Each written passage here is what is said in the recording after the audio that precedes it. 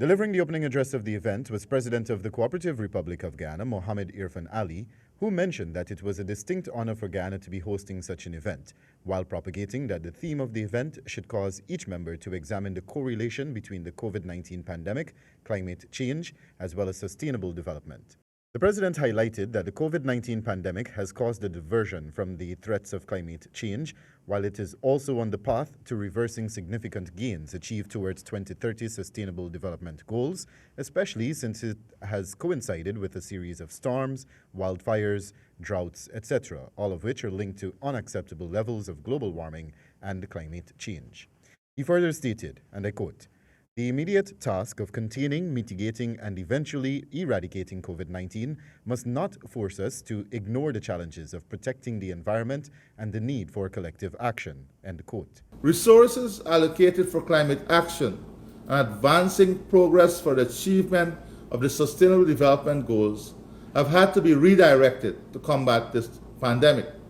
It is for this reason that Guyana supports the call for placing the SDGs at the center of the pandemic recovery efforts. The president explained that the pandemic is depleting financial and human assets worldwide. Hence, it has increased the external and internal debts of several countries, which is likely to lead to negative growth and increased poverty.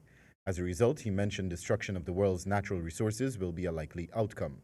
To this end, the president suggested that the alleviation of poverty programs should be actively funded to end such a phenomenon.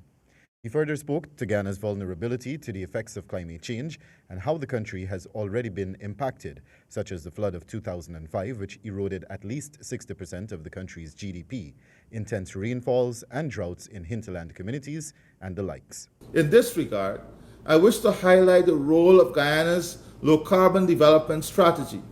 The LCDS is aimed at transforming Guyana's economy to better deliver greater socio-economic benefits to our people by following a low-carbon development path, while at the same time mainstreaming climate resilience.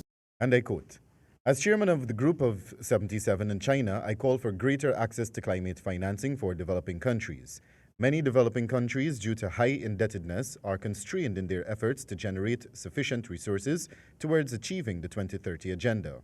I call on the international financial community to explore and implement ways where debt can be reduced so as to allow developing countries the fiscal space to achieve the SDGs," the president remarked. He noted that Guyana proudly accepts its share of responsibility for climate action, fighting the pandemic, and advancing along the path to sustainable development.